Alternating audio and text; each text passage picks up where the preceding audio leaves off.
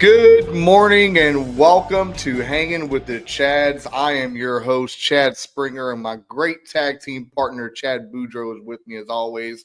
How you doing this morning, Boudreaux? Well, I mean, if it stops raining, I'd be doing great. But this morning the freaking thunder woke me up, and I was like, "Man, this is terrible." And worried about the child in the other room, and she slept through it. So, guess I really can't complain too much. Yeah, there's no complaining there. The thunder woke me up too, and I was like, who the hell is setting off fireworks out here in front of the apartment? But it is Saturday. It is a great day for us because yesterday officially was day number 180, which you know what that means. We're done. School's out for the summer.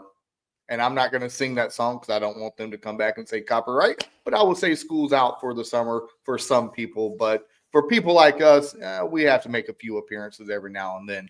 I know I got some interviews and things lined up for some coaches, but whatever. I got to fill them spots. But hey, I like that we're twinning today.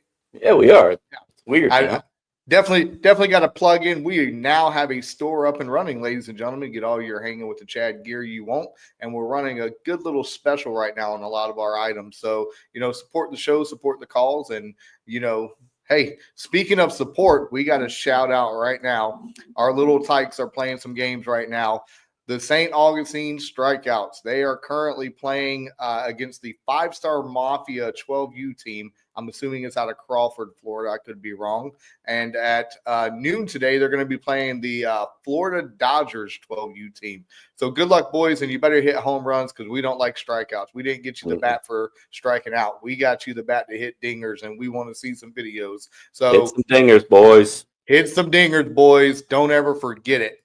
All right. So good morning, Boudreaux. It's a great day today, as we are saying. Little rain, but hey, it is what it is on that. Today's episode, we're going to talk about the things they don't tell you about being an AD and a coach.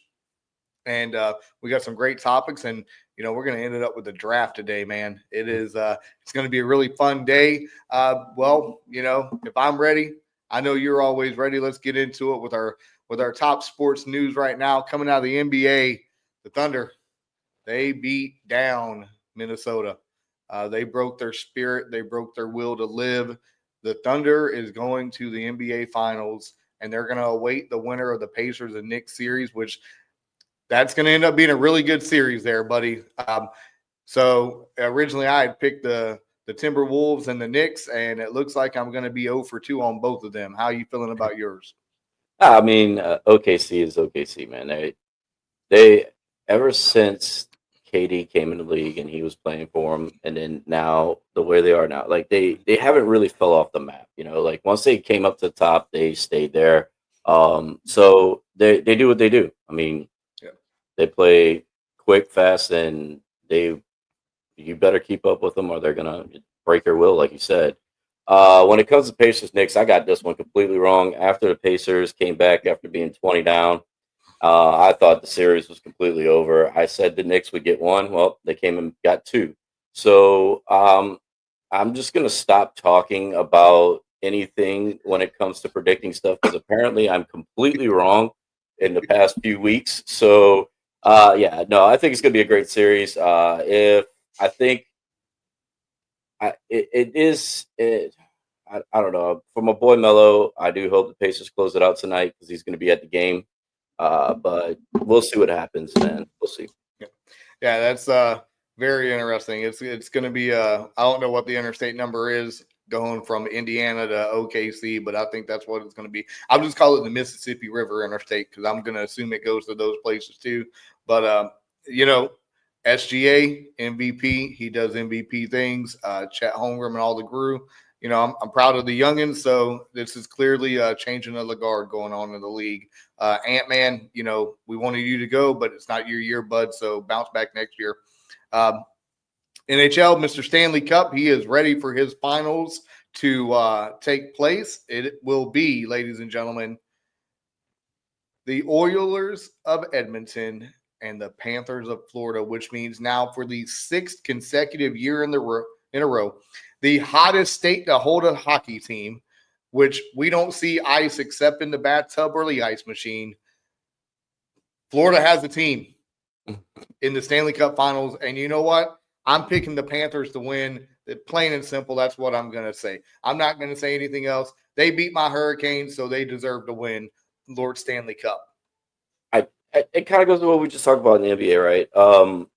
I think Edmonton, congratulations, you made it, but the Panthers just break your will all the way through the game. Like, they're fast, they move the puck, they freaking great finishing.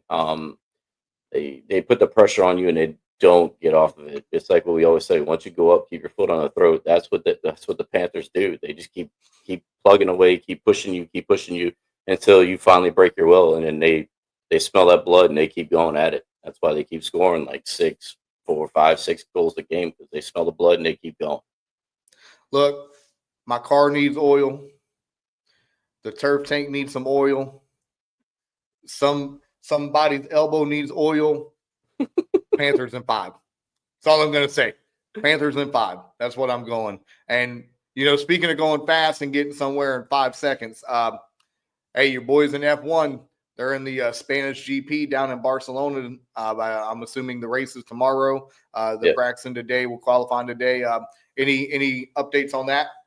Yeah, you got to throw last week out with bathwater, man, because like I said, Monaco's always like, it's the crown jewel, but with the changes they've made in F1, it's always a boring race because you can't pass, you can't do anything. I mean, even the drivers are saying it. Even with the rule with the 2 stop, like it did nothing for the race. So they're gonna have to change Monaco up. But now getting over to Spain, I think it's going to be an interesting race. The top in the last practice yesterday, this morning, the top 6 were separated by 1 second. So they're all on top of each other right now. I still think it's going to go the way the season's gone so far, where you got the McLarens out front and everyone else is trying to catch them. Max is going to do what Max always does. He draws the hell out of that car, but they just do not have the power this year that the McLarens have. So it'll be interesting to see who wins out of the McLarens. But yeah, I think it's going to be McLarens with Max coming in 3rd. Yep. And, speaking of coming in 3rd, there is no coming in 3rd in this one. You have the Champions League final. I know, Boudreaux, you are very excited for that. You are our football club man over here. Hey, give us a quick preview and give us a prediction. It's crazy because PSG was in it last year and lost. But this year there's like no big superstars in this game. Usually you go to Champions League, it's usually your top players. I mean, in the past it was always Ronaldo versus Messi. Even like it's always been those top clubs. Like you had your Real Madrid that's won it freaking every other year, and then you have your big team out of England. But now you're looking at PSG, who's never won it before. This is the first time it's the second time they've had a shot to really win it. And they are the odds-on favorites to win. So it'll be interesting to see if Inter's goalkeeper can do what he's done all tournament long and just stand on his head and make amazing saves. It could come down to just one mistake. And PSG has a young back line, so it could easily happen. But I'm with you. I think PSG will take this one and finally get that first Champions League, and it'll be a fun night in Paris for sure. Yeah, definitely. And, shout out PSG. That's who I'm picking. And, speaking of picking, I have a spoiler alert for you. And this is for all of our amazing listeners on the show. Right now, what I need y'all to do, and if you're in the state of Florida, I need you to pull out that Hard Rock Bet app. I need you to go to the NFL. I need you to click Super Bowl winner. And I need you to click Carolina Panthers or Super Bowl appearance, Carolina Panthers. Because, ladies and gentlemen, please tell me their reasoning behind this, because I find this really hard to believe right now. Every year Carolina has went to the Super Bowl. For one, it's been every 10 years. This is the 10th year, okay?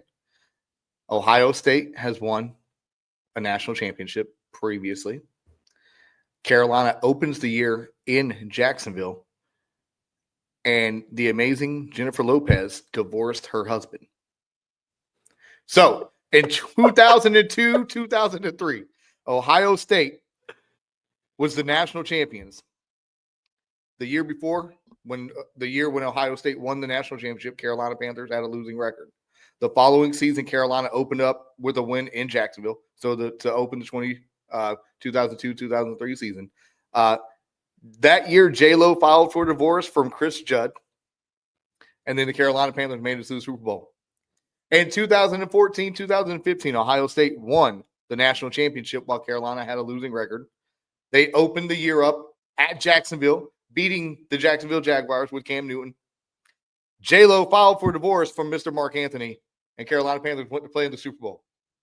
Ladies and gentlemen, Ohio State just won a national championship, and Carolina had obviously a losing record with the number 5 overall pick. They opened the year in Jacksonville, and ladies and gentlemen, J-Lo just filed for divorce from Ben Affleck. Ladies and gentlemen, I'm telling you right now, Carolina Panthers are going to the Super Bowl this year. Put your money on them. Put your money on them. I'm trying to get rich. Carolina is going to go to the Super Bowl, and if not, win it. Shout out Bryce Young. I will actually bring my Bryce Young jersey back out this year, out of retirement, and wear it this year. Carolina will make it to the Super Bowl, ladies and gentlemen. Mark my words. I thought you were an athletic director, and we had things to do, and we're really busy, but you had time to research all of this. Like, come on, man. No, actually, shout out Part of My Take Instagram. That's who provided the information that we needed for this show. I do research outside of hours. So let me explain something, ladies and gentlemen. Carolina Panthers is going to the Super Bowl this year. You can mark my words. And speaking of going, we're going to go and take a quick little break, and we're going to come back with our opening segment in which we're going to talk about burnout and why coaches get a little bit of burned out throughout the year. Ladies and gentlemen, this is Chad Springer, joined always with the greatest tag team partner ever, Chad Boudreaux. Thank you for hanging with the Chads. We're going to be right back.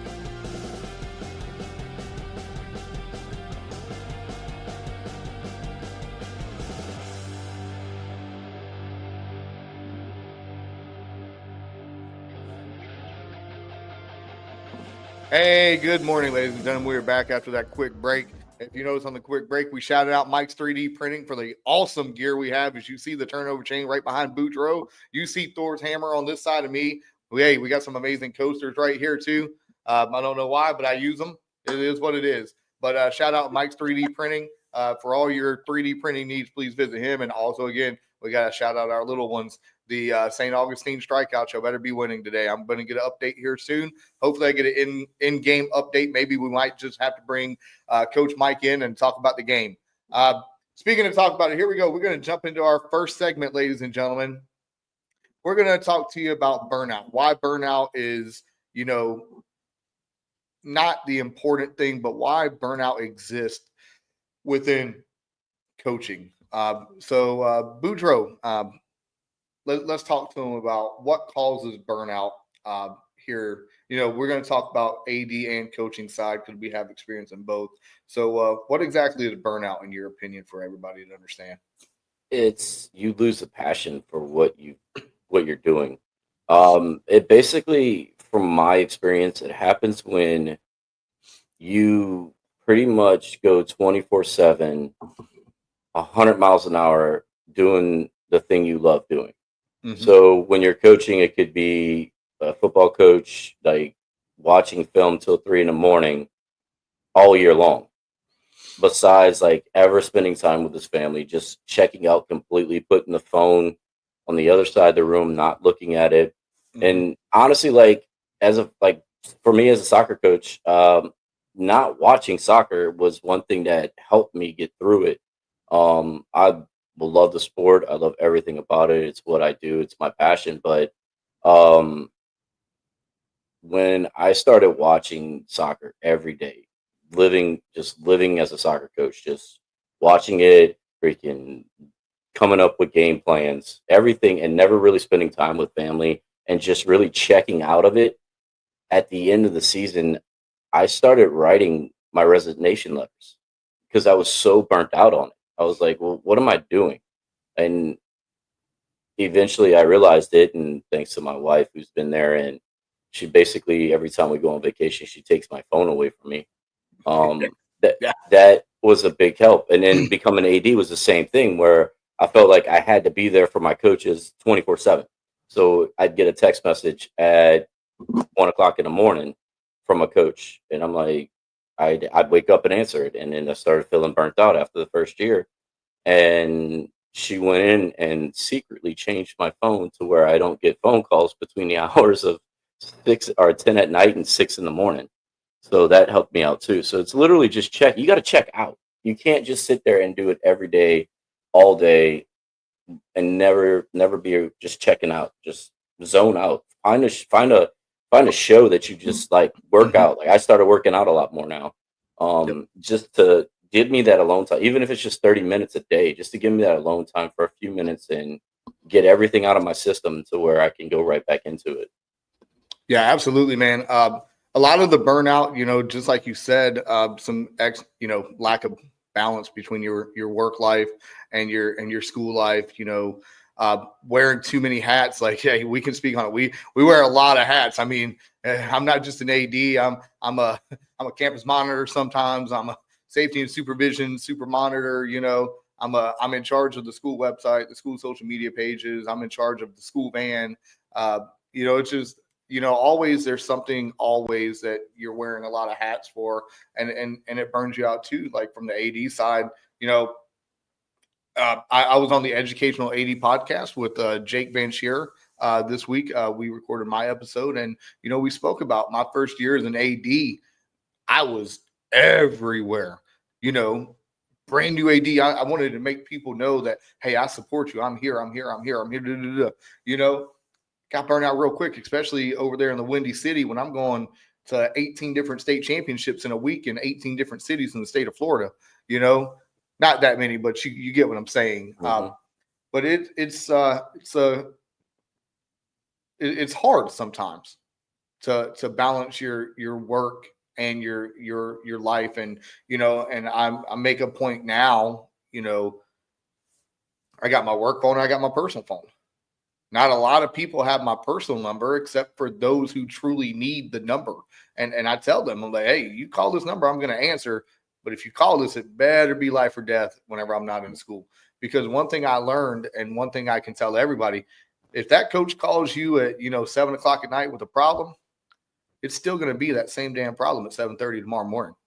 That problem's not going away. Hell, it might get worse, but it ain't going away.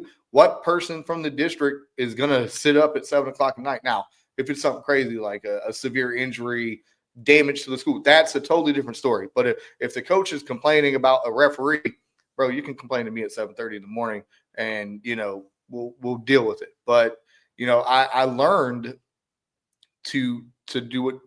Turn the phone off, keep the phone away. On the weekends now, unless I know something is going on, like weightlifting is going to a state championship or something, I'm going to keep my phone around me in case they call me and tell me a kid wins a state title, or kid might have got hurt, or the van had a blowout or something. Like, that's different. Right. But I'm not on it looking at it. I keep the phone about 50% volume. I can hear it ding or something. It's different. But I got to learn as an AD and even as a coach, a football coach. I mean, let's be real. As a football coach, you work 7 days a week, starting June the 2nd until your last game. Especially with them coaches that have them Sunday meetings. And I was fortunate enough, my last coaching staff, we didn't have Sunday meetings because he's like, hey, hell, we all have a huddle. We all watch film. Here's a Google sheet. Let's talk about it there. We'll meet with it, 30 minutes before practice on Monday to make sure we got the game plan. Obviously, as the OC or DC or whatever you met and talk, but that's the different story. You don't need to bring all your coaches in because they know about family time. That's why early morning Saturday lifts are at 8 a.m. so you can get back and have the rest of the day with your family. Now, that's the thing too cool about like Andy Reid, right? Because there was a documentary on him, and he literally told all his coaches that if you miss any one of your kids' performances, games, or anything like that, like, you're fired. Yeah, because he makes it a point that, like, check out, go be with your family. So yeah, I agree, dude. Like, it's literally just you got to check out. It really is. You got to spend that family time. You have look at the Red Sox coach. Isn't it Alex Cora again? The Red Sox coach. Yes. Yeah, I believe so. He missed like 4 games last week, and he's like, "Why'd you miss it?" My daughter graduated.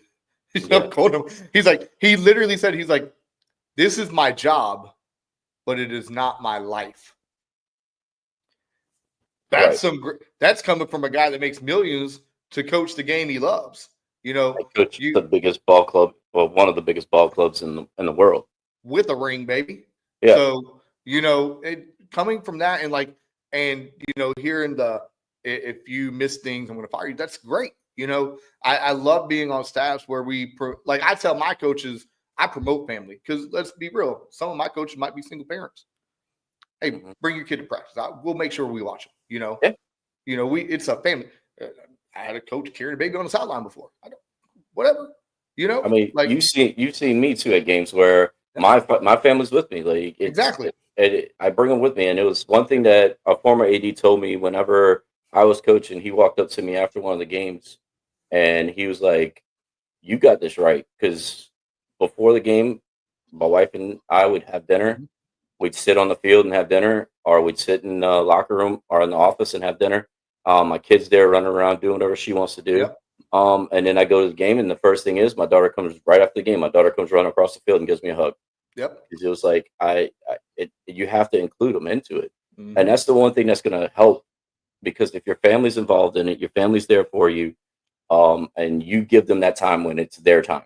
Like you can't just sit there and not give them that time. They gave you all this time for you to do what you want to do. Because face it, we don't get paid enough to be ADs. We don't get paid enough to be coaches. No. So they're giving you all this time to just do your passion. Yep. And when it's their time, you give them that time. Exactly. And it's different for me because my wife is still over here in the Orange County, and she's over an hour away from the school. So when she is like, "Hey, I'm going to come bring you some food," that's a lot of sacrifice for her. She's driving an hour to bring me food to make sure I'm good and to spend some time with me. Like that, I said it a million times. Your family sacrifices just as much as you do. Right. If you have a partner, a spouse, a husband, wife, whatever you want to have, whatever you want to call them, and they don't complain about how much time you're away, you got to keep her. You definitely got to keep her on that one. Not to keep her, but a keeper. You have a number one draft pick, and I've been fortunate enough the whole entire time I've been with my amazing wife. Not one complaint. She texts me every day. Make sure you eat lunch. she literally is like, "Hey, do you want me to bring you food?" Knowing my favorite restaurant is right outside my gate, that I can just open the gate and I'm in my favorite restaurant parking lot, Taco Bell. I tell people all the time the reason I took the job at the old corner of Pleasant Hill and Point Santa Boulevard is Taco Bell's right there. So, but if you find someone like your wife, and there's some amazing spouses out there that are an amazing support system. But the thing I try to preach is the family. Like, it's not just my family, because my coaches are my family too. Right. They wouldn't be there if I didn't trust them.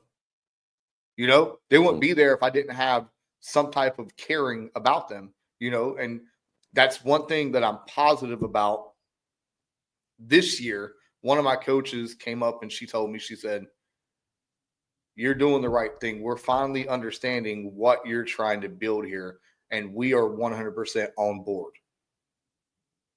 Right. You're trying to build family. You're trying to build everyone working together, because it truly takes a village to do what we do. And if you're out every single day working and grinding, and then now sometimes you have to, like if I got a back-to-back because, we can only schedule X number of games per, season, and things just overlap. That's a different story. Like, it is what it is. But I told my admin, because they have Burnout too, "Hey, we're not having any home games on Wednesdays next school year. Caveat, weightlifting. That's the only thing, but weightlifting starts at 3:00. I was like, but you're not going to have to worry about a volleyball game or a triple header basketball game or something. Wednesdays, you can basically go home, because I'm here. The assistant AD is the weightlifting coach. Guess what? We have our trainer, and my SRO is also on the weightlifting team too. So guess what? We're good. Right. So no, I do that a lot too. Like if I'm there, so like my wife coaching girls lacrosse, like when they had games, I was like, "Hey guys, don't worry about it. I'm gonna be here. Go home, do what you got to do." One thing my principal actually did to help with Burnout for AD or for the admin team, was he flat out told everyone, all the coaches, myself, that you will not have any games during holidays at home. Yep. If you're away, I don't care, but not at home. He's like, because that's family time, and he's like, we need to be with our families just like Yep. you need to be with your families. Yep. So spend that time and be that way. And if you remember a few episodes ago when we was talking about organization, like my blockout schedule, I have that built in. I told my coach, you can go to all the away games you want. Those ADs deal with it, not me. But we're not going to have, a home game the Monday we come back from winter break. Right. Not happening, bro. But burnout is it takes a lot from you. It takes a lot of strain on your family. It takes a lot of strain on yourself. And to avoid that, obviously there's a lot of things you can do to avoid it. You can pick your schedule. You can cut back your time and things like that. What is your biggest piece of advice you can give to anybody before we go into our next break to avoid burnout? Like I said, you gotta just unplug. You need to find time for yourself. Yeah, we talk a lot about like family because that's what brings us joy is being around our family. But you got to find something that brings you joy. And honestly, it can't be something that relates to that sport or that job or whatever you're doing because you're still in it. Like I can tell you right now, when I watch a soccer game, I don't watch it like a normal fan anymore. I watch it and I dissect it. Like I barely watch the ball. I'm watching where everybody else is on the field. So at that moment, I'm still in coach mode. Now, when it comes to other sports, yeah, I watch that for fun. But because of be coaching for so long in soccer, I stay in coach mode when I'm watching the game. So it can't be something like that. Like I said, I work out every day or 5 days a week for 30 minutes. I don't answer any phone call from 10 to 6 at night. Now, again, like you said, if it's an emergency, and all my coaches know, if something happens, you need to let me know immediately. Yeah. So if the kid gets kicked out of a game, if somebody gets major injury, not like, oh, I sprained my ankle, but I mean like a major tear, broken, something like that. Yeah, ambulance. Then you need to call me and let me know. But otherwise, like if you call me or text me or email me, I'm not getting it until the morning. Like I'm not going to deal with it anymore. But yeah, the biggest piece of advice is straight up just unplug from your sport or whatever you're doing that's burning you out. Give yourself that time. Go on a vacation, even if it's for one day. Do a staycation. Like here in Florida, it's beautiful about us in Florida. We have so many different things we can do a staycation. We can go to one of the parks. We can go to the beach. We can go up in the woods somewhere. There's a lot of things we can do here to help us unplug. So that would be my biggest advice. Just unplug from your whatever it is that's burning you out. Hey, and that's some great advice, brother. And speaking of unplugging, we're going to unplug for a break. We're going to take a real brief break. We're going to come back with our next segment where we're going to talk about the things they don't tell you about whenever you become a coach and an AD. Hey, this is Chad Springer. As always, the greatest tag team partner ever. With me, Chad Boudreaux. We'll be right back, ladies and gentlemen.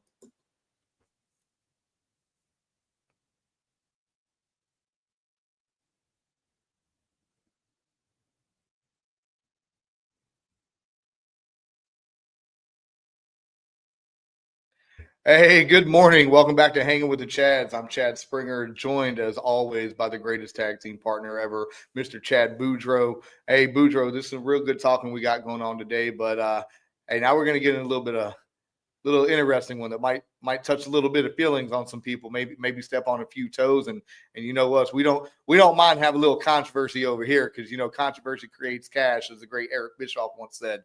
So we're gonna get into the topic of what they don't tell you before you become a coach or an athletic director. And if you want, I'm going to let you start this one off and I'll follow up on you. The number one thing that they don't tell you is the amount of politics that go into it. Bingo. Like you've got to try to make every shareholder happy, but also have the goal in mind of obviously what we're in it to do is win. So you've got to figure out a way to work that maze. You got to learn how to talk to people. You can't just sit there and do what we did in the Marine Corps when somebody pissed you off. You just got into them or you took them to the tree line. Like you can't do that in this job, especially as an AD or a coach. Because and my favorite thought of this was when I first started coaching, and I I had a great mentor when I was coaching in college. And he taught me a lot of stuff about like how, and it's college, so it's a little different because you handpick your team. They come from everywhere. But he showed me how to deal with the parents. Um, so that was one thing that I was able to come in with. But that first or second year, I can't remember which one it was. They had a business owner whose son tried out for the team. Well, before the tryouts, and I was like right at the beginning of the season because we don't have tryouts until October. He bought the entire soccer team like 75 soccer balls for practice, and we get the tryouts, and this kid just wasn't good. Like he was, and as you know, like where we're at here in first of all Central Florida, and then secondly at the school I'm at, like we have a dominant soccer program, I think and I think Windy City and the End of World Drive has the largest soccer tryouts I've ever seen. When I was at Windy City, we had like 239 boys trying out for soccer. yeah, we get about 160 with us. Yeah, So that's crazy. so yeah, like it, and I mean, he just wasn't good. Like it wasn't his fault. It's just he just didn't have the talent because we have, I mean, just the population we have. You're going to have great athletes, great soccer players. So I cut him, and we go to our first game, and Dad's sitting in the stands, and I got to go walk to turn on the press box and all that stuff. And I'm like, oh God, here we go. Dad's going to come down hard. Here we go. But Dad just walks up to me. He's like, so what does he need to work on? And I was just like, well, he just needs to be more aggressive. Like, I'll start it off simple. Just be more aggressive. Fight for every ball, things like that. And Dad goes, yeah, I keep telling him that, but like, I appreciate you letting him try out. I was like, whoa. But then we got things on the other side of things too, where you cut a kid and parents call and say like, oh, you didn't like my kid. We had one kid on the flip side of that. I had a kid that was way too aggressive, and everybody that was, and this was years that we were going to the state semis and all that, and we cut him because everybody in the year before on the team that's coming up, like from juniors to seniors, all wanted to fight him in tryouts. So that would have killed the whole team if we brought this kid on. So Conduct detrimental to the team, right there, yeah, buddy. so we cut him. Mom comes storming onto the field right after tryouts, gets in my face, and I thought I had enough of it. And again, this is where like I needed to learn to be better about talking to parents. I flat out told her, I was like, your kid's way too aggressive. Everybody on the team wants to fight him. He's the most dirty. He's the dirtiest player I've ever seen in my life. And then I get called into the assistant principal's office the next day. And they're like, did you literally tell the parent that he's the dirtiest player? I was like, I absolutely did. And they were like, yeah, you need to figure out how to dress that up a little bit better. And I'm like, well, I mean, I'm not going to sugarcoat it. I'm sorry. I'm not going to lie to the kid. I'm going to tell him how it is. Now, yes, there was a better way to put it, but in that moment. So yeah, like the biggest thing is the politics that go into it. Like you got to make everybody happy or you're going to get thrown out quick. Hey, putting you on the spot. Give me a better quote for that right now. Oh, all your years the dirtiest player in the world. Oh, it's just like your kid's a little too aggressive, and that we need to work on it because he's going to get thrown out of a lot of games. So that's the reason why I can't afford us getting a red card every game and going down a man. So something like that instead of saying he's the dirtiest player I've ever seen. Look at you. That's growth right there. That is growth in your field, buddy. I like it. But yeah, man, you're absolutely hammered a nail right there on that one. Politics is, boy, you get in some of them states with the good old boy network, like up there in the North Kakalaki area. I mean, them small little towns, one blinking light towns, and them politics or something else, man. Yeah, so I was coaching when I was in high school, or excuse me, in college. After I got out of the Marine Corps, I coached 2 years while I was in college, and I coached my sophomore and senior year of college just to get my feet wet. I mean, my first year coaching, I thought it was still the Marine Corps, and it's just tell you how I spoke, and it wasn't good. My second time coaching, I learned a lot from that amazing coaching staff, and you know, over there in Viking Valley, we had a great coach, great staff that taught me how to truly coach. It's not always about rah, rah, rah, yelling. It's about the kids. Mm-hmm. And the best advice they ever told, Rydell Cowan, he'll be on the show one day with us. he literally said, it doesn't matter about the X's and O's. That does not matter. What matters is the kids know you care about them. Then the X and O's fall right into place, because that's when they'll run through a damn wall for you.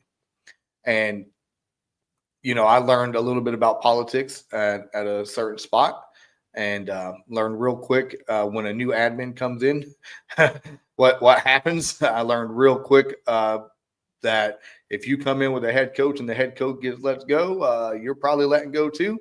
So coming down to Florida as an AD, not knowing a damn thing about the job, I learned real quick about politics, especially in areas where they are a little bit affluent than others. Yeah. Let's just, easiest way to say that one. Yep. Money makes the world go round, bro. And a Southern boy from North Carolina that's a straightforward individual would not get very far there. Now, I learned from that. I learned how to communicate just a little bit better. I learned how to speak with parents, admin, things like that. Now, don't get me wrong, I still get frustrated, and my assistant principal, God rest her soul, catches a lot of the blunt of the damage. Right. But that was the advice that was given to her when she took over for the old AP over athletics was, hey, just let him yell. He's just trying to get it out of the system. So, they don't see me yelling in public. They see me yelling behind closed doors. So I tell everybody, I go behind closed doors and get my yelling out, because if I go in public, then people are going to know something's wrong, and you don't want that. Like kids, even when I tell kids when they start cussing and going crazy, I'm like, guys, have you ever heard me cussing and going crazy on the field? Minus one referee at a certain football game over at the End of World Drive 2 years ago. So no, you haven't.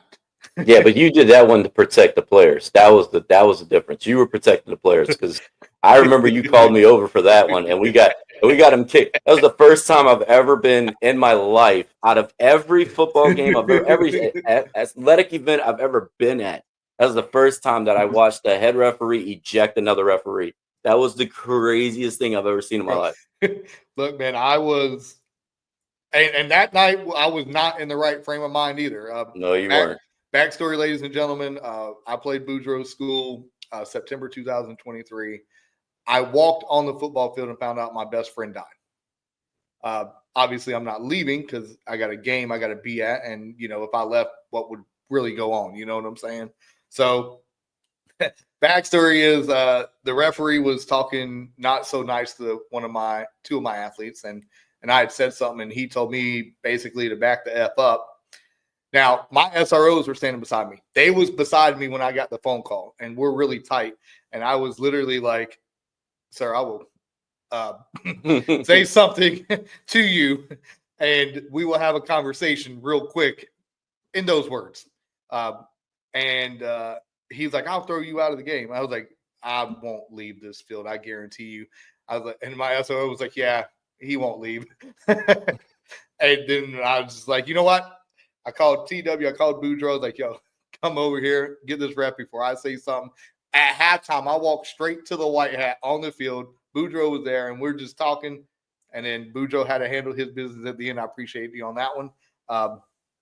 Wasn't mentally in the right place that day. However, if my kids are disrespecting you, yeah, you can snap at them. But if they're not, and they're just walking away, and you're talking to a 18-year-old kid, 17-year-old kid you don't know in that type of way, fuck out of here, bro. Excuse my language, but I always tell my kids, I got your back until you give me a reason not to have your back. You get thrown out of it. You did it right, man. Like, you handle your business the way it should have been done. Because I mean, that referee, like, because he needed to go. Yeah. The whole way through. Like, you came over to me, you told me, TW was telling me too during the game. So when we got that stop and play, we all went over to White Hat. We talked to him, and he goes, yeah, he's already arguing with me too, so he needs to go. So I grabbed one of the SROs, I grabbed my admin, and we walked into the locker room where the referee's at, and I said, hey, man, you got to go. He's like, wait, what? So I had to walk him all the way to his car, and I had to have my SROs stand by his car until he left. I was like, dude, you're not coming back in the stadium. You can have a nice day, but you got to go.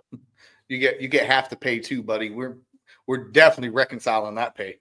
Right. So, yeah, man, politics, they play a big role. Admin always plays a big role. Look, there's one thing I'm going to tell any new coach, any AD. You have to be on the same page with your admin. You and your admin have to be able to what I call compromise conversation. You know, because the admin doesn't always know the policies, procedures, rules, and regulations of athletics. So if they're trying to make things up, you need to be able to go there with the fine print and say, hey, this is XYZ. This is what we can and can't do. And, in 2 years, there's been a flip in the belief behind the admin. So that's good. However, if your admin is not on point with you, you're just going to be spinning your tires. Mm-hmm. If the community is not on point, you're just going to be spinning your tires. There's so many rules and policy changes, and nobody really knows anymore what we can do. So you have to go in the red book and read. And I don't like reading, but by God, I got to read that thing. And you got to be in a very open conversation style relationship with your admin. You got to be able to speak to them. You got to be able to trust each other. And if you can get past that, you'll be fine. But, new admin comes in, they don't like certain coaches, boom, they can get rid of them. I mean, there's that. And the fact is, like, just new admin come in, like, you got to rebuild that relationship. Exactly. And I had to go through that with, I mean, you did too, but I had it when I first got hired by one principal. Then the next year I had a brand new principal.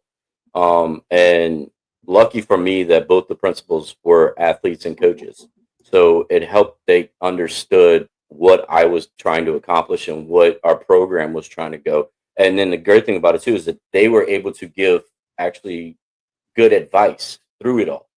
So I go to my principal every morning. For like, I get in there at 6 o'clock in the morning. He's there at like 3 in the morning. I don't know why. The man, you want to talk about burnout? That dude's gonna have burnout. But he loves what he does. He loves being in charge of celebration. Or yep, World Drive. But yeah, he always gives me advice. I go in there every morning. We sit down. We probably talk about 15, 20 minutes and just where's the athletic program going? What are we doing? And then I'll tell him like, look, like I got this coach that I need help with, or I got this issue coming up. What's your advice? What can I do? Or I just tell him, hey, this is what I'm going to do. And he tells me, yeah, go for it or not. Every time I go talk to my coaches, like we just got done with our end of year meeting, I send him the PowerPoint and I was like, hey, look over it, make any changes you want to it. And he'll go through it and it might be something he wants to talk about, or he might want something reword. And he puts it in there, he sends it back to me, and he comes to every meeting and sits down. And if there's like issues that pop up, he'll step in when he needs to. So yeah, if you work with your admin and you have that relationship, that's the biggest part about it. If you can get admin to back you and understand where you're coming from and know that whatever you're doing it for the kids to make the athletic department better, make the kid better, make the school better, then they more than not, they're going to be there for you regardless of what happens. So yeah, that when it comes to politics, yeah, man, it's all the shareholders and everything we do, the kids, the coaches, the staff, the admin, the district, everything. You got to have that. You have to be political with them. Shake hands, kiss babies, bro. That's literally what you got to do. And before we take our final break, I want to give one little piece of advice for you. Any new coach and any new AD coming in, organization. You got to be organized, man. I got a school calendar. I got a work calendar. I got a game calendar. If something's going on, I know about it. And that's the best thing is you got to be organized. You got to have things readily available, whether it's putting beside your desk what you got going on. Luckily, for me, I run all the social media, so I see everything. You have to know what's going on, especially in your school. Like I run the Facilitron part of my school, and so if I'm looking at Facilitron and say theater already has something going on, I don't want to take away from them, so I might not schedule a game during those 3 days that they have because I want to support them. So just be organized, ladies and gentlemen, and we're going to get back. We're going to take a quick little break. We're going to come back and we're going to talk about some camaraderie and accountability in sports. And we'll be right back. I'm Chad Springer. As always, my great tag team partner, Chad Boudreaux. This is Hanging with Chad. We'll be right back.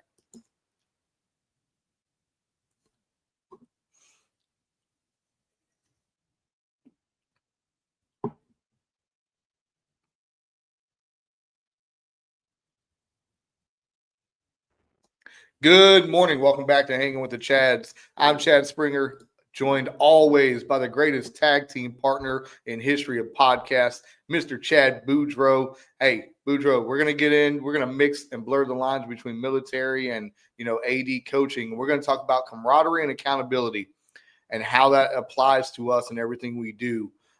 So we're going to start off. Lessons we learned from the military is real accountability, real brotherhood. You got some Marine brothers that you have that you pick up the phone, they talk, they need you, you're there. We want to have almost that same type of relationship. Yes, the military is a little bit different, but we want that relationship with our coaches. So how do you try to replicate that with your coaching staff to build that brotherhood, build that camaraderie? What are some ways you do down at the Interworld Drive to build those relationships? Oh, just number one, open door policy. My door is never closed. Even like if I go right around the corner, my door's wide open. Like not the one into the hallway, because if you come into my office, we used to have the front part of it was kind of like a meeting area. Yeah, I threw that out. I was like, this is not going to be a meeting area. This is the lounge. I put a couch in there. There's a TV in there. There's a fridge. There's a coffee maker. So I get coaches coming in there all the time, just hanging out. And I put a fire stick on it. I hotspot my phone. And when they're on their planning period or they're waiting for a game after school, they come in there and they put something on and watch it. And I have no problem with that because my office is technically right around the corner in a different room. But yeah, my door's wide open. Like I leave it open the whole time. If they have any questions, anything they want to see, they can talk about, they can come in. That's the number one thing I did when I came in. Because you got to make yourself available to whoever. So that's one thing. Another thing I do is like we're starting next year. We're going to do a coaches roundtable where all the coaches will come in once a month, and we just talk about whatever. It's not going to be like a formal meeting kind of thing where I got a PowerPoint slideshow that we do at the beginning of every season and at the end of the year. This is literally just going to be, hey guys, what issues are you dealing with this year right now? And then we talk about it because every coach has an issue that we all deal with. And we all have different ways of dealing with it. And this came up from a couple things. A couple coaches asked me for it. And then I was talking to my therapist about it. And because the one thing that annoyed me is that I have coaches that I can see them struggling, and either A, they wouldn't take my advice, or B, they never sought out my advice.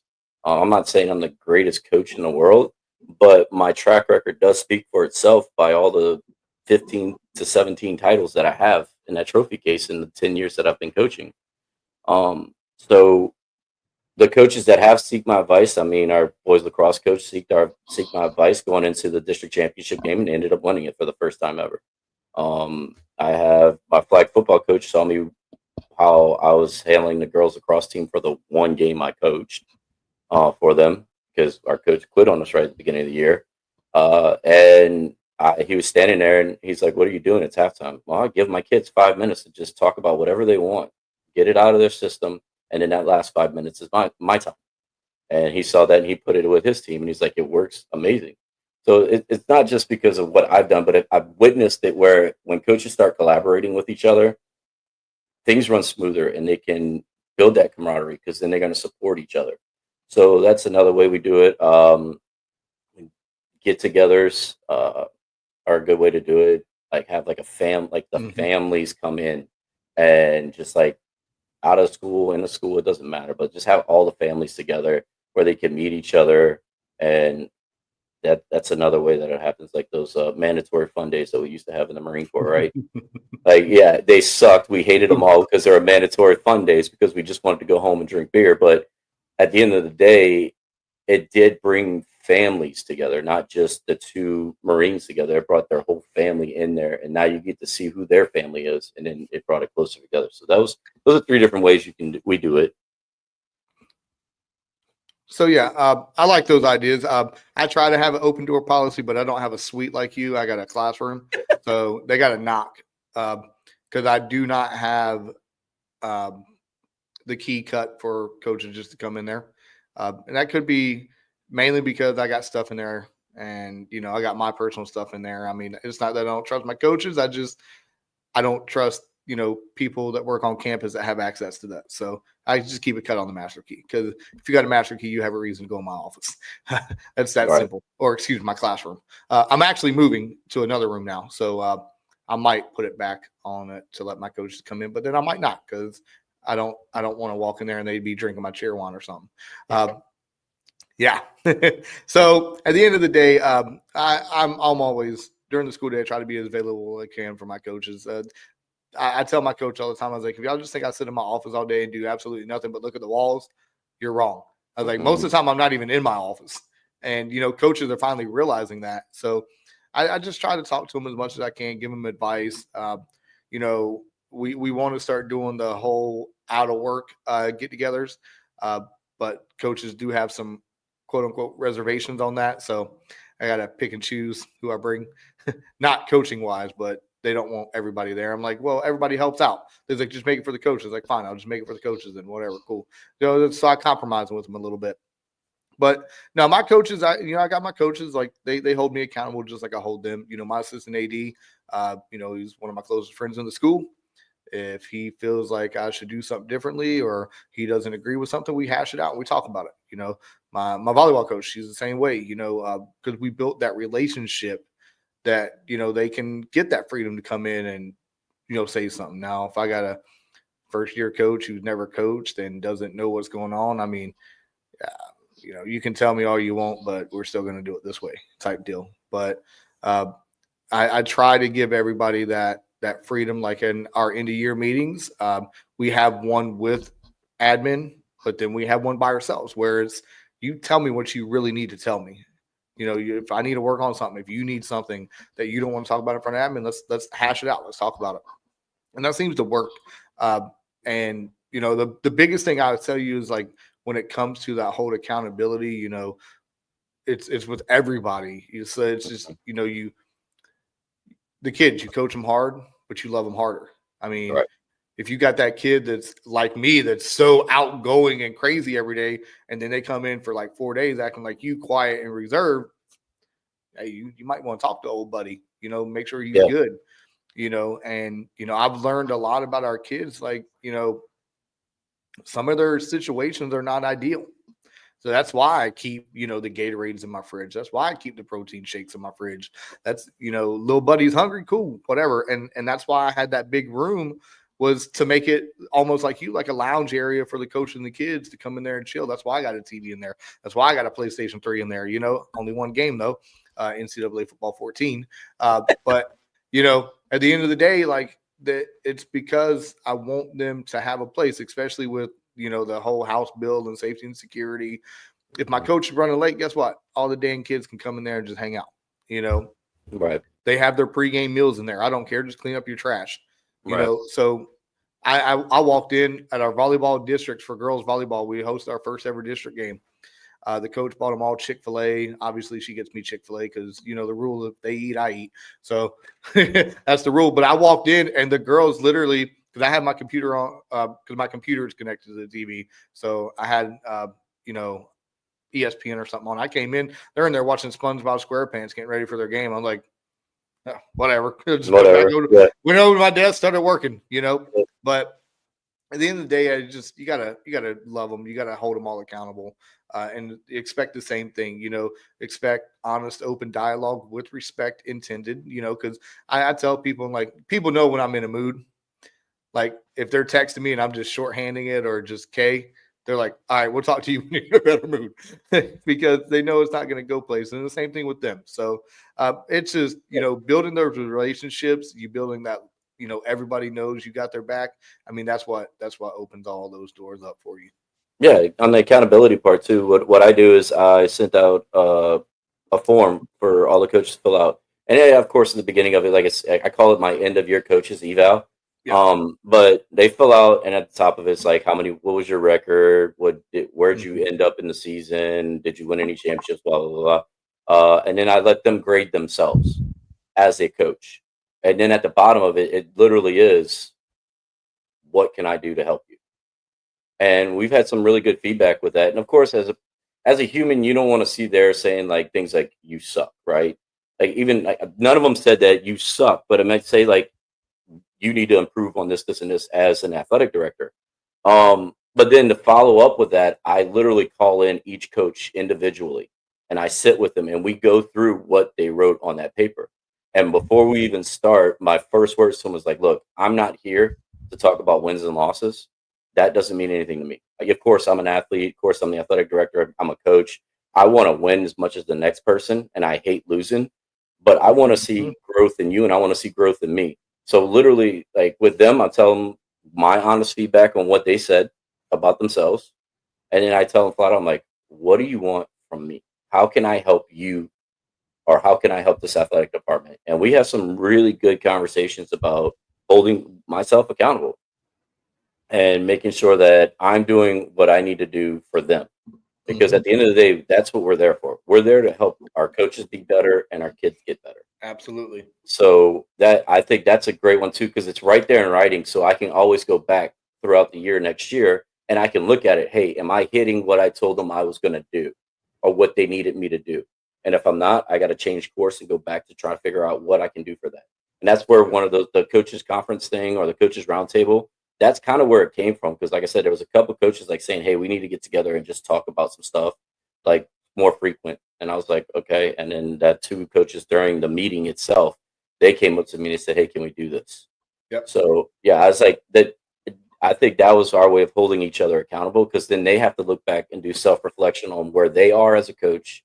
And then I got to look back at self-reflection as where I am as athletic director, that my goal is to help them. Yep. So that's how we hold ourselves accountable. Yeah. I remember at the beginning of the year, my beginning of the year coaching meeting I had with all my coaches. The theme was military-esque, embrace the suck. Because I knew with this new house bill and everything, it was going to get really, really interesting over there at the corner of Point Siena Boulevard and Pleasant Hill Road. And then I told them, I was like, this is not, Chad Springer making these rules up. This isn't the principal. This isn't the AP. This isn't the district AD. This isn't the superintendent. This is the state made a law, and it's interpreted how our school district sees fit. And it's interpreted on a campus by campus situation, how they see fit. So just because one school does something doesn't mean we can do something. Okay. Because our layout's a little bit different than most of the other schools. So I told them, I was like, you have to be able to endure this, because it won't be a long issue. It won't be very long at all. But when it comes to the administration, you have to be able to go with the punches. I mean, they don't know what the hell's going on. The district doesn't know what's going on. The state barely knows what's going on. You just have to endure and roll with the punches. And if you can survive, then, we're going to look back at this in a year or two and be like, yeah, that was a joke. But, you got to be able to roll with the punches. Again, this isn't Chad Springer making up rules to piss you off. I could care less about those. I was like, so you have to be able to roll with the punches. And I had a coach say, well, why are they always making it about liberty? I was like, I don't think the governor and all the legislation is making it about the school.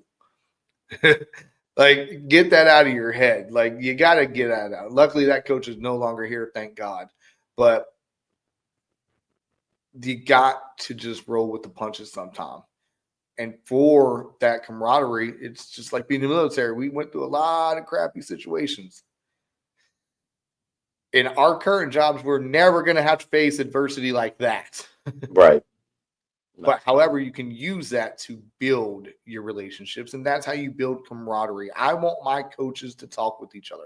I want my coaches to work together, which made me really proud to hear what my coach told me when she told me, hey, we finally realized what you're trying to build. And it's all about camaraderie.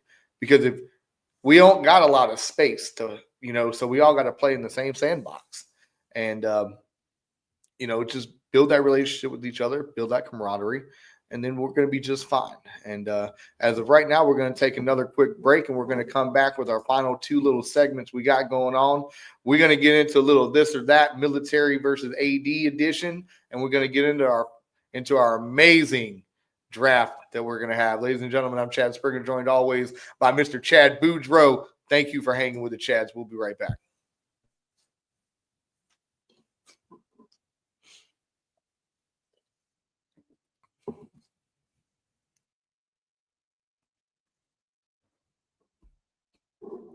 Hey, good morning. This is Chad Springer, joined as always by Chad Boudreaux, the greatest tag team partner in the history of podcasts. This is Hanging with the Chads. We are the number one podcast in our opinions out there in the world. I've seen this new Absolutely. podcast. I've seen this new podcast that popped up this week, man. It's Hey, it's taking the world by storm a little bit over there. yeah, So hey, they everybody my principal came up to me and he goes, "Hey, I saw what you're doing over there. Can we do one for the school?" And I'm like, "Absolutely." Grabbed a couple kids. One of the kids, she's thinking about going into podcast or going into broadcasting. So I was like, "Hey, it's a great opportunity for you to podcast. see if it's something you like."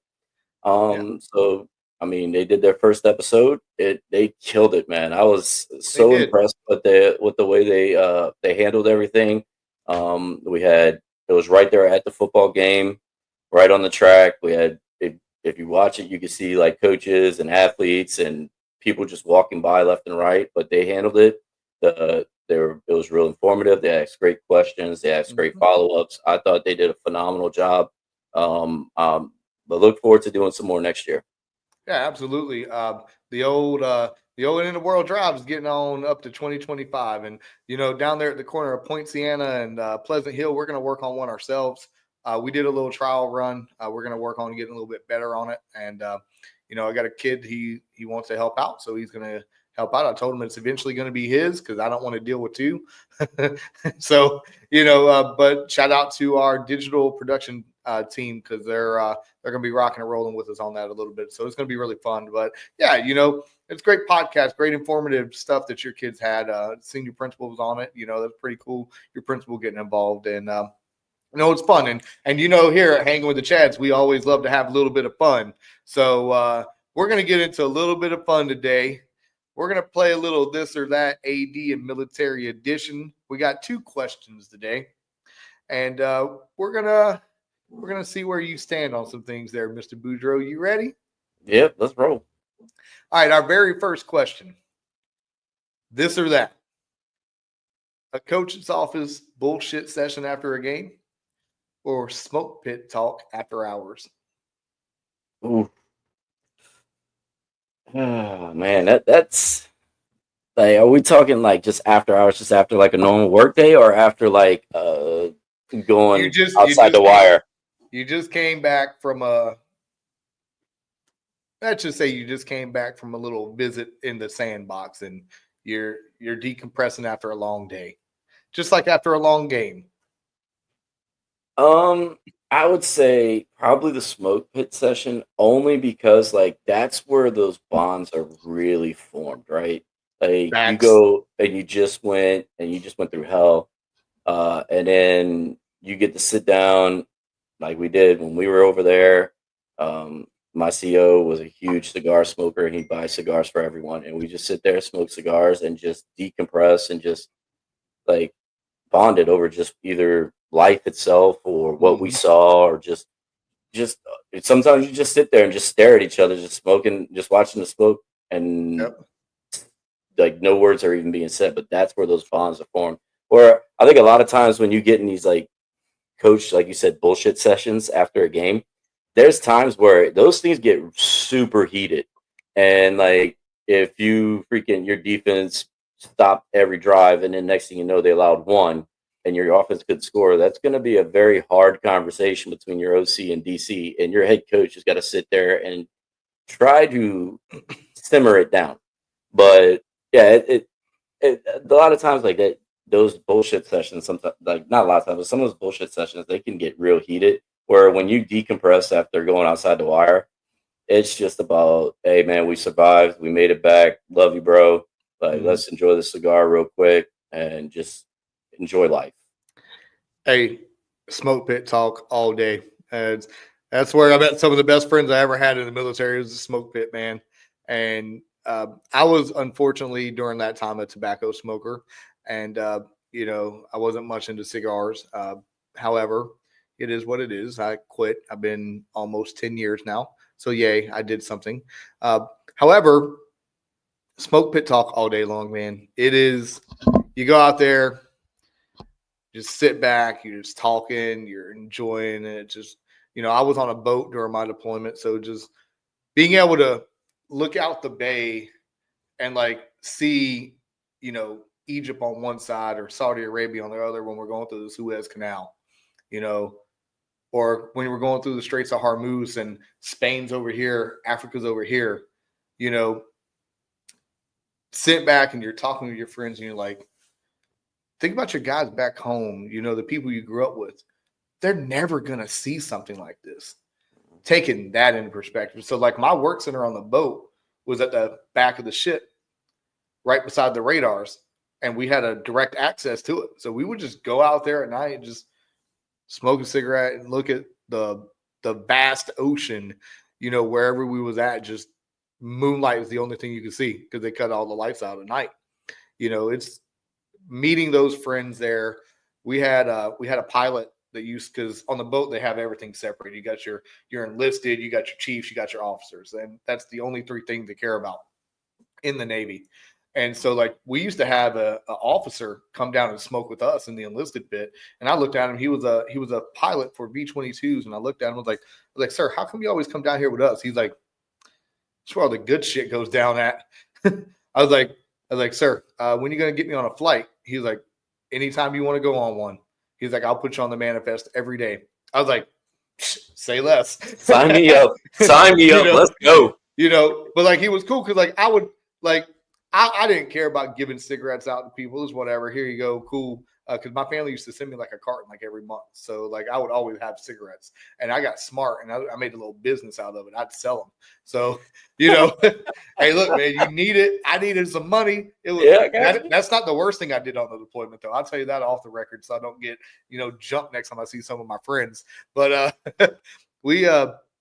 we literally, man, the smoke pit sessions is where it's at though. That's the greatest thing ever, bro. And some of those can get heated too, but that's where you learn about everybody. You learn about their likes, their dislikes, their mamas, their daddies, their teams, the sport teams, everything, But I'll take a smoke pit after hours any day of the week. And you get those the ones too. You get your brothers in there, the ones that are real quiet. And you come back from deployment, and all of a sudden they just start talking, and you're like, wow.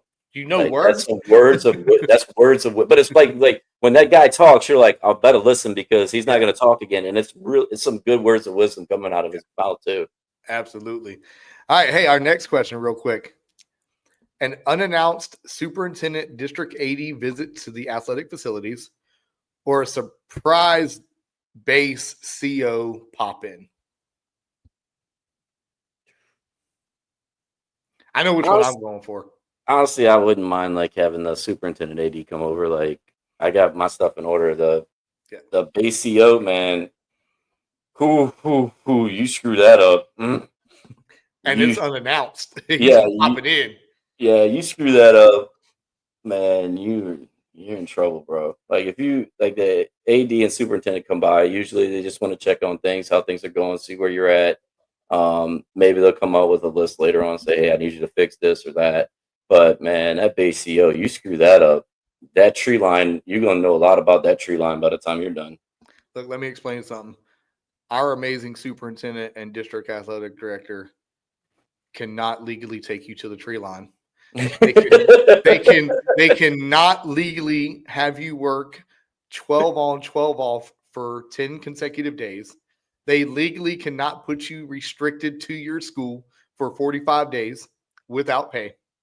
So I would take a superintendent, athletic director visit any day instead of that, 1-star general or full bird colonel coming into my work center and one of my Marines being stupid at that exact moment in time. It's always going to happen. Always. And come on over, superintendent and district AD. You're more than welcome to come down there to the corner of Pleasant Hill Boulevard and Liberty. It is what it is. Y'all come on down. My office might be a little bit dirty, but guess what? You can't NJP me for that. Right. Come in a dirty work center when the base CO comes on, he gets dust on his feet. Yeah. I'll walk myself to the tree line, sir. Don't worry. Mm-hmm. I'll meet you there. Right. Yeah. Look, man, nope, all day long. Nope, done. And I'm picking our superintendent and district AD to come say hey to me every day, all day, every day. And with that being said, ladies and gentlemen, we're going to take our final break and we're going to come back with our draft. Give Boudreaux a little bit more time to prepare his draft order. and we're gonna get into this. As always, I'm Chad Springer, joined by Chad Boudreaux, the greatest tag team partner ever, and we appreciate you hanging with the Chads today. And we'll be right back.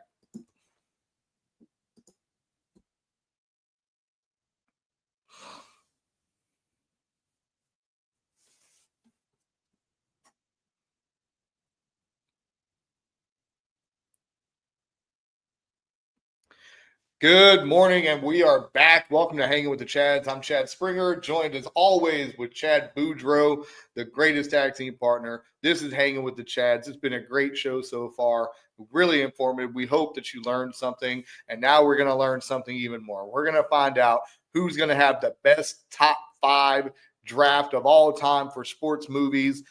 Series don't count, so if you want to pick a certain movie from a certain series, then that's fine. I can pick another one too.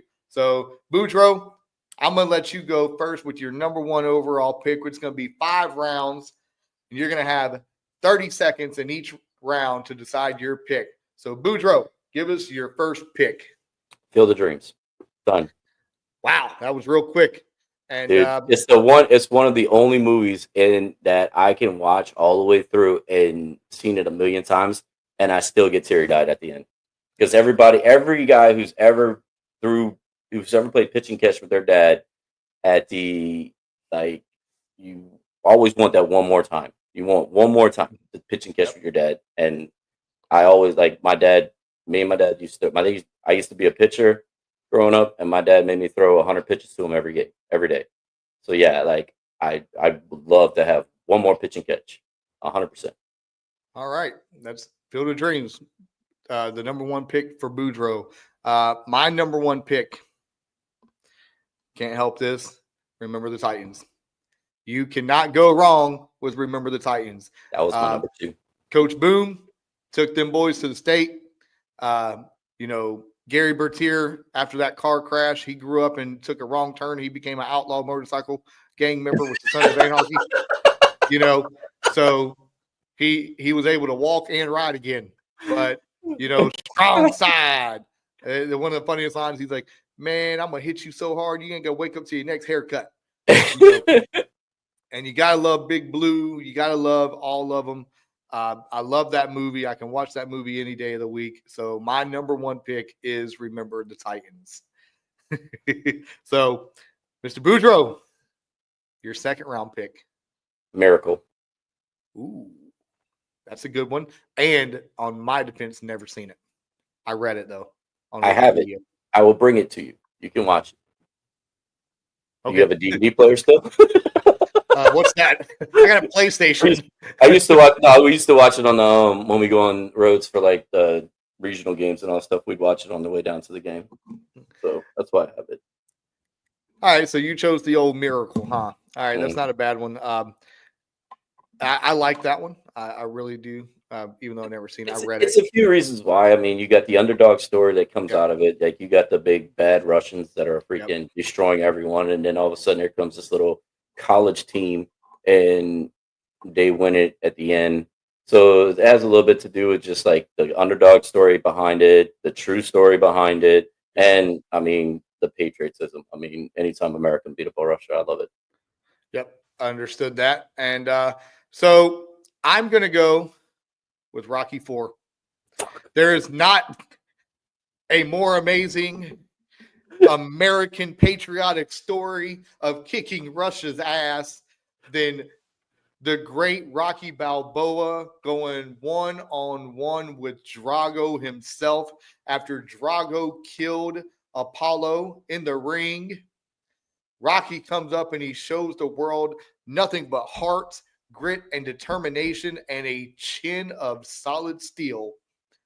And he defeats the great Drago in Russia on Christmas Day. And at the end of it, with his face sagging down because he can't see out of either one of his eyes from getting beat up all night, he yells out to his amazing wife, Adrian, we did it. And she's yelling back like she can actually be heard through that ruckus crowd. But Rocky IV is my number 2 second round draft pick. And now we're going to the third round for you, my friend. Gridiron Gang. Ooh.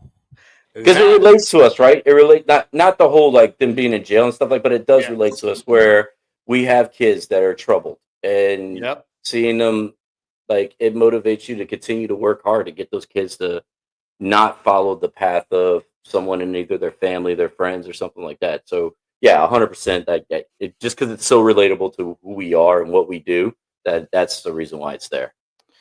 I don't want to be a failure no more, coach. Mm-hmm. I want to do something good.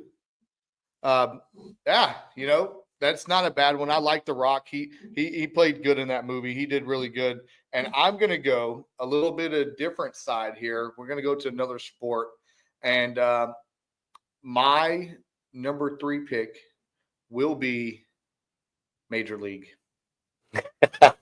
Major League. That movie right there, Major League. All those amazing actors. Hey, we won a game yesterday. We win a game today. That's called a winning streak. It has happened before. Yep. A wild thing, Rick Vaughn coming out in the clutch, man. He's probably one of the greatest closing pitchers and starting pitchers at the same time. But Charlie Sheen did really good, even though he was on steroids in that movie. It's fine. But my number 3 pick will be Major League. But that saying, we won one today. We win one tomorrow. That's 2 in a row. If we win the third, we win the one the next day. That's called a winning streak. It's happened before. I use that all the time at school when we start winning 2 games in a row. Like whoever's winning, I'm like, I walk up to the coach and I tell them that. So yeah, that's a good pick. Yeah. All right. Who is your pick in your 4th round? I got to go back to my racing days, man. Days of Thunder. Ooh, that is a really good one.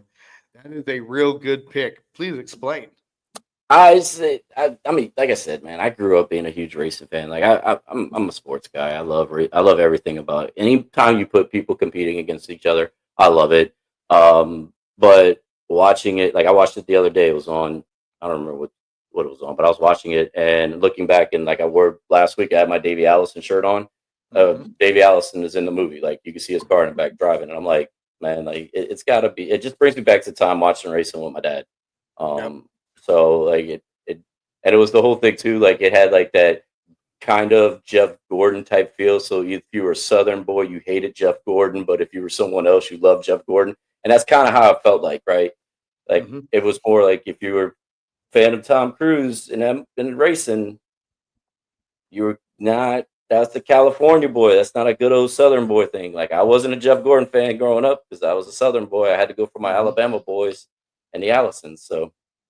Look, one of the greatest lines.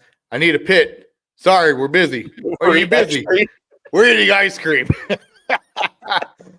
We've got some special tires for you on there, so you can make the run. Mine is always like, I want you to go out there and hit the pace car. Hit the pace car. Hit the damn pace car. Why? You hit everything else out there. I just want you to be perfect. Good movie choice. Good movie choice. And my last 2 picks, man, I'm torn because there's so many ways we can go. And disclaimer, ladies and gentlemen, please don't yell at us. This is our personal picks. You have your own opinion, and we're going to let you put it in the comments. But these are our picks, okay?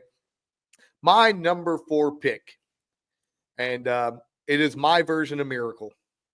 The Mighty Ducks 2, when Team USA beat Sweden in the gold medal game in LA. So Gordon Bombay, the Miracle of Minnesota coach, blows his knee out. He needs something to do. Hans is over here recruiting his ass to everybody else without him knowing. All of a sudden he comes in, he gets his new squad. We get introduced to the Bash brothers, So definitely going to go the Mighty Ducks number 2 when we defeat Sweden in the gold medal game in LA. Your final pick, Boudreaux. Final pick deals with just because of what my degree is in sports management will be Moneyball, because the way the A's were able to pull that off with no money, it really was real interesting to me because of what I studied in college and kind of what we do as a career, right? We don't get money from anywhere. We have to fight for every dollar we get. So how can we compete with the private schools or the one over there in Windy City with all the money they got? How can we compete with them without having that type of cash flow? So yeah, it was really interesting to see how they pulled that one off. Again, another true story, and it was interesting to me. Did you trade your best athlete for a vending machine? I figured we could get them hydrated. They could play better. All right, so my last pick, man, it's tough because there's so many ways I could have went on this. I got a 1A and a 1B, but I'm going to give you the actual one I'm going to choose first. So I'm going Friday Night Lights. Friday Night Lights, man, it's a great movie. Great. I'm a football guy, so I'm sticking with what I know best over here. I really wanted to go Angels in the Outfield, though. Not going to lie. I really wanted to go Angels in the Outfield, but I'm going Friday Night Lights. Great movie. Tim McGraw kicked ass in that movie, literally beat his kid's ass. But I always say, get you one of these, boys.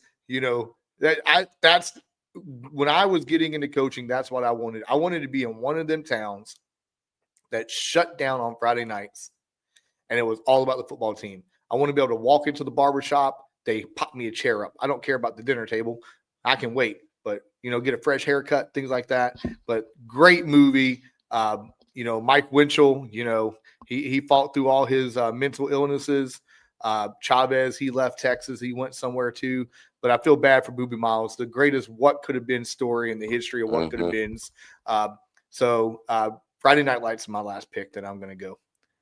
And that's our picks, ladies and gentlemen. Again, feel free to leave in the comments your picks. Please don't bash us. These are our personal opinions. There's so many great movies. Yes, I know we didn't put Rudy in there. Yes, I know we didn't put Jerry Maguire in there. Obviously, we didn't put Major League 1 in there, which I think Major League 2 is better. So at the end of the day, it's our opinion. And Boudreaux, we're at the end of the show. Yeah, man. It was a great show today. We learned a lot. We did a lot. We hopefully you learned something from us. And Boudreaux, we're going to let you in that show today. How are we going to end it, Boudreaux? As we always do, man. Get better. Ladies and gentlemen, thank you for hanging with the Chads today. I'm Chad Springer. This is Chad Boudreaux. As always, we appreciate you. Make sure you like, subscribe, share, and buy the merch. And shout out to the St. Augustine Strikeouts. Have a good day, ladies and gentlemen.